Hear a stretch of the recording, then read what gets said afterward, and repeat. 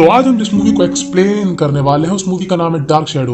Movie आई थी 2012 में और इसकी IMDb रेटिंग है 6.2 की। और इस मूवी को लेकर आपके लिए एक खुशखबरी है जो कि मैं आगे बताऊंगा। तो मूवी स्टार्ट होती है 1760 में, जहां पर हमारा हीरो बता रहा होता है कि परिवार ही सब कुछ है। हमारे हीरो का नाम होता है बारबनेस कॉलिन और हम बारबनेस को बुलाएंगे कॉलिन। कॉलिन के पापा ने मछली का व्यापार शुरू किया जो कि काफी ज्यादा चल गया। जैसे जैसे व्यापार बढ़ता गया कॉलिन फैमिली के पास काफी पैसा आ गया और 15 साल बाद उन्होंने अपना घर बनाया।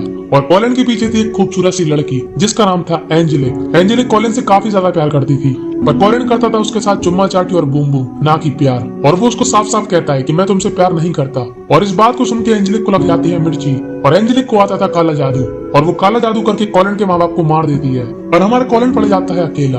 उसको मालूम था कि उसके माँ बाप की मौत दुर्घटना नहीं थी बल्कि कुछ और था। और वो इसी चक्कर में काले जादू की किताब पढ़ने लगता है और उससे काफी ज्ञान ले लेता है। अब कॉलिन चरम सुख तो एंजेलिक के साथ लेता था पर प्यार करता था जोसेफ से और वो भी उससे प्यार करती थी। और एंजेलिक को ये मालूम चल जाता है। अब एंजेलिक थी कॉलिन के पीछे बहुत ज्यादा पागल और वो करने लगती है जादू। दरअसल एंजेलिक एक चुड़ैल होती है और एंजेलिक जादू करती है जोसेफ पर। वो उसको हिप्नोटाइज करके एक चट्टान के ऊपर भेज देती है और जब तक कॉलिन वहां पर पहुंचता वो वहां से कूद जाती है। और हमारा कॉलिन ये दर्द नहीं सह पाता और वो भी कूद जाता है। पर वो जैसे ही नीचे गिरता है वो मरता नहीं है और वो देखता है उसकी बॉडी में बदलाव आने लगे हैं। दरअसल एंजेलिक ने उसको श्राप देकर वैम्पायर बना दिया ताकि वो जिंदगी भर बस दुख में जिए। और एंजेलिक यहाँ पे नहीं थमती, वो गांव वाले के साथ पहुंच जाती है कॉलिन के घर और कहती है कि वो एक वैम्पायर है। और सभी लोग मिलकर उसको जमीन में गाड़ देते हैं। इस बात को बीत जाते हैं काफी साल और उसके बाद सीधा दिखाया जाता है 1972, जहाँ पर होती है जोसेफ जो कि कहीं जा रही होती है। और अब जोसेफ का नाम है विक्टोरिया और वो जा रही होती है कॉलिन स्पोर्ट यानी कि कॉलिन के घर। अब विक्टोरिया पहुंच जाती है कॉलिन स्पोर्ट यानी कि कॉलिन के घर,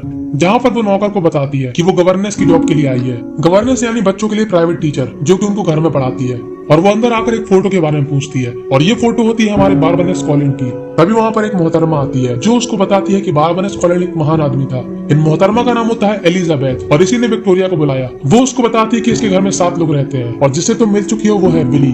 अब जिस लड़के को वो पढ़ाने आई है उसका नाम है डेविड। डेविड की माँ बचपन में मर चुकी है जिसका नाम था लॉरा। और मैं पहले भी कह चुका हूँ ये लोग नाम ऐसे ही रखते हैं। एलिजाबेथ बताती है कि डेविड कहता है कि उसको उसकी माँ दिखती है। एलिजा उसको अपनी बेटी से मिलाती है जिसका नाम होता है कैरोलिन। कैरोलिन होती है थोड़ी खड़ूस टाइप की, उसको सिर्फ अपने से मतलब है, बाकी दुनिया की बीप बीप। अब ये सब लोग खाना खाते हैं जहाँ पर हमें ये आदमी दिखाया जाता है, इसका नाम होता है रॉजर। ये एलिजाबेथ का भाई होता है और डेविड का पापा। तभी वहाँ पर एक और मोहतरमा आती है। इन मोहतरमा का नाम है जूलिया जो कि एक डॉक्टर है, पर दरअसल डॉक्टर की जरूरत इसी को है। तभी वहाँ पर आता है डेविड जो विक्टोरिया को उसकी माँ के बारे में बताता है कि वो उसको दिखती है। तभी कैरोलिन को गुस्सा आ जाता है और वो उससे कहती है चुप बे भूतिए। अब खाना खाने के बाद विक्टोरिया जाती है अपने कमरे में जहाँ पर कोई भूत की तरह खड़ा होता है। विक्टोरिया को लगता है वो डेविड है, पर वो जैसे ही कपड़ा हटाती है वहाँ पर होती है जोसेफ और वो विक्टोरिया से कहती है वो आने वाला है। पर विक्टोरिया को बिल्कुल भी डर नहीं लगता कि वो एक भूत है, क्योंकि यहाँ पर अगर कोई और होता तो उसका डायपर चेंज करना पड़ता। अब जोसेफ कहीं पर जाने लगती है और विक्टोरिया उसके पीछे पीछे आती है। जोसेफ एक झूमर के पास वैसे ही गिरती है जैसे वो पहले चट्टान से गिरी थी। अब कहीं जंगल पे खुदाई चल रही होती है जहाँ पर उनको एक ताबूत मिलता है और हम सबको मालूम है कि ताबूत है बारबनेस कॉलिन का। अब इनको चुल मस्ती है ताबूत के अंदर देखने की और ये उस ताबूत को खोल देते हैं और उस ताबूत से निकलता है हमारा बारबनेस कॉलिन जो कि काफी समय से सोया था और वो अब इन सभी को सुला देता है क्योंकि वो एक वैम्पायर है और खून पीना उसका जन्मसिद्ध अधिकार है। अब बारबनेस बढ़ता है अपने घर की ओर। अब रास्ते में उसको चीजें देखकर काफी अजीब लगता है क्योंकि उसको लगता है कि वो उसी टाइम पर है जिस टाइम पर उसको गाड़ा गया था। अब वो आता है विली के पास और वो हिप्नोटाइज करके उसे सारी बातें जान लेता है, यानी कि कौन सा साल चल रहा है और अब कॉलिन फैमिली में कितने लोग हैं, क्योंकि अब सिर्फ बचे थे 4 लोग। वो उसे कहता है मुझे तैयार करके राजा बाबू बना दे। अब राजा बाबू बन के कॉलिन अंदर जाता है। वो कैरोलिन को लगता है नमूना, पर डेविड को वो पसंद आता है। तभी वहाँ पर आती है ईजा। अब ये लोग अकेले में बात करते हैं। अब कॉलिन उससे कहता है मैं एक वैम्पायर हूँ और मैं कोई नमूना नहीं बल्कि हूँ बारबनेस कॉलिन। अब ईजा को पहले मजाक लगता है। ईजा को लगता है उसने सस्ती वाली पी रखी है, पर कॉलिन उसको दिखाता है खुफिया कमरे और उन कमरों में होता है काफी ज्यादा सोना। वो उससे कहता है परिवार ही सब कुछ है और तुम लोग मेरा परिवार हो। तब ईजा उससे कहती है ये बात सिर्फ हम दोनों के बीच में रहेगी कि तुम एक वैम्पायर हो। अब ईजा उसको सबसे मिलाती है। जूलिया उसको बताती है कि मैं एक डॉक्टर हूँ। तब बारबनेस उसकी बेइज्जती कर देता है कि आखिर लड़की डॉक्टर कैसे हो सकती है और माहौल काफी गर्मा जाता है। कॉलिन और भी बेकी बातें करता है पर ईजा संभाल लेती है। वो ईजा से पूछता है कि हमारे मछली के व्यापार का क्या हुआ। तब वो बताती है कि उस व्यापार के एल लग चुके हैं क्योंकि एंजी नाम की लड़की ने सब कुछ टेक ओवर कर लिया। पर हमारा कॉलिन कहता है कि मैं सब कुछ ठीक कर दूंगा। और तभी वहाँ पर आती है विक्टोरिया और वो खड़ा हो जाता है, वो यानी कि कॉलिन, ना कि कुछ और। वो काफी रोमांटिक बात करता है, पर सारी बातें विक्टोरिया के ऊपर से जारी होती है। अब सीन शिफ्ट होता है जहाँ पर हमें दिखाई जाती है एंजी, और एंजी लगती थी बिल्कुल एंजेलिक की तरह। अब खूबसूरती के मामले में देखा जाए तो विक्टोरिया से बहुत ज्यादा खूबसूरत लगती है एंजी। बाकी आपको क्या लगता है कमेंट में बता देना। एंजी का व्यापार चल रहा है एकदम खतरनाक। तभी वहाँ पर उसका एक आदमी बताता है कि जंगल में किसी ने लोगों को मार दिया। तब एंजी कहती है इसमें कौन सी बड़ी बात है। तब वो कहता है उन मजदूरों के किसी ने गले पे काटा, और एंजी तुरंत वहाँ पे पहुंच जाती है और उसको दिखता है ताबूत खाली, और वो सीधा जाती है कॉलिन के घर। कैरोलिन एंजी को देखकर थोड़ा अजीब रिएक्ट करती है, और इसके पीछे भी एक रीजन होता है जो कि आपको आगे मालूम चलेगा। और तभी वहाँ पर आ जाता है बारबनेस। वो उसको देख के एकदम चौंक जाता है और काफी गुस्से में आ जाता है, और वो उससे कहता है मुझे तुमसे अकेले में बात करना है, और एंजी मान जाती है। और अब हमको लगता है कमरे में होगी भयंकर फाइट, पर यहाँ पर कॉलिन का हो जाता है मामला टाइट, क्योंकि कमरे में घुसते साथ एंजी उसको किस करने लगती है, और कॉलिन पड़ जाता है ठंडा, और वो फिर गुस्सा होने लगता है। वो उससे कहता है मैं 200 साल तक बंद था।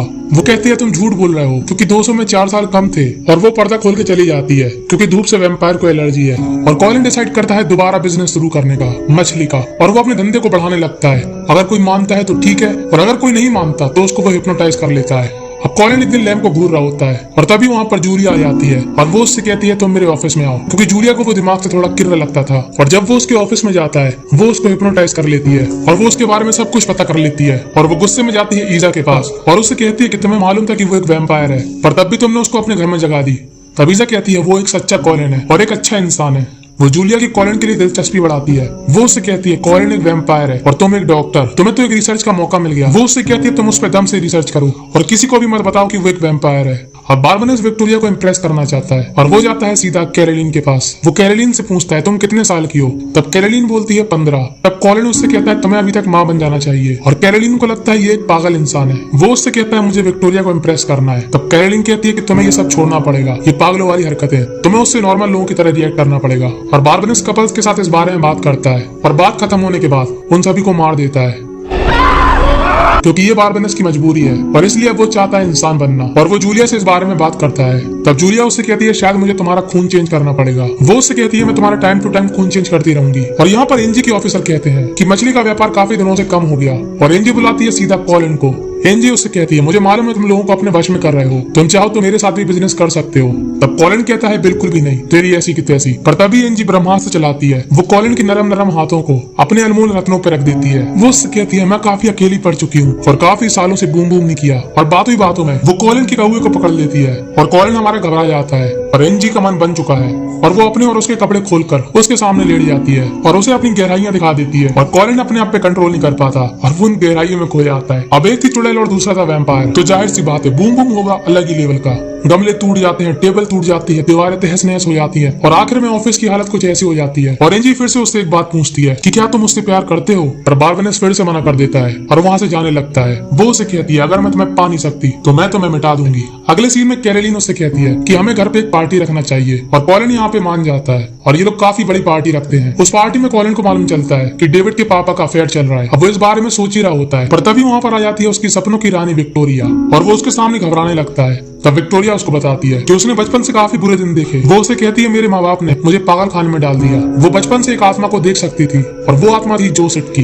और इसलिए वो जोसेफ से डरी नहीं थी, क्योंकि वो उसको बचपन से देख रही थी। पर जब मैं बड़ी हो गई तो वहाँ से भाग कर आ गई और जॉब की तलाश में आ गई कॉलिन स्पोर्ट। और मुझे ऐसा लगता है कि मैं तुम्हें बरसों से जानती हूँ, और मामला काफी रोमांटिक हो जाता है, और दोनों करने लगते हैं किस। और तभी पार्टी में आ जाती है एंजी, और वो सीधा जाती है कॉलिन के पास, और वो कॉलिन और विक्टोरिया के नजारे देख लेती है, और उसकी जल के ज्वालामुखी हो जाती है, और वो वहाँ से गुस्से में चली जाती है। अब बारबनेस पड़ चुका था विक्टोरिया के चक्कर में, और उसको अब बनना था इंसान, और वो सीधा जाता है जूलिया के पास कि उसे इंसान बना दो। पर यहाँ पर कुछ और ही चल रहा होता है। अब यहाँ पर कॉलिन को लगता है जूलिया उसको इंसान बना रही, पर जूलिया उसको अलग ही चूरन चटा रही। वो कॉलिन का खून लेकर अपनी बॉडी में डाल रही ताकि वो कॉलिन की तरह अमर हो जाए, और कॉलिन ये समझ जाता है, और वो उसको मार के नदी में फेंकवा देता है। और अगले दिन डेविड के पापा को पैसे देकर यहाँ से निकाल देता है, और डेविड गुस्सा होकर अंदर जाने लगता है, और उसका पैर छुल जाता है सीढ़ी पर, और ऊपर का झूमर उसके ऊपर गिरने लगता है। पर कॉलिन उसको बचा लेता है, पर तभी उसके ऊपर धूप पड़ जाती है, और विक्टोरिया उससे डर जाती है, और उसको काफी बुरा लगता है, और वो सीधा जाता है एंजी के पास कि उसे फिर से इंसान बना दो। पर एंजी को चाहिए था कुछ और कॉलिन उसको वो नहीं देता। तब एंजी उसको एक और बात बताती है कि उसने विक्टोरिया को भी हिप्नोटाइज कर दिया और चट्टान पर मरने के लिए भेज दिया, और कॉलिन तुरंत उसको बचाने जाने लगता है। पर एंजी उसको कैद कर लेती है, और उसकी फैक्ट्री में आग लगाकर उसको उसके घर ले जाती है, और अपनी कच्ची उसके मुंह पे रखकर उसको बंद कर देती देती है। पर एंजी के जाने के बाद डेविड वो ताबूत खोल देता है और दूसरी तरफ एंजी ने सबको भड़का दिया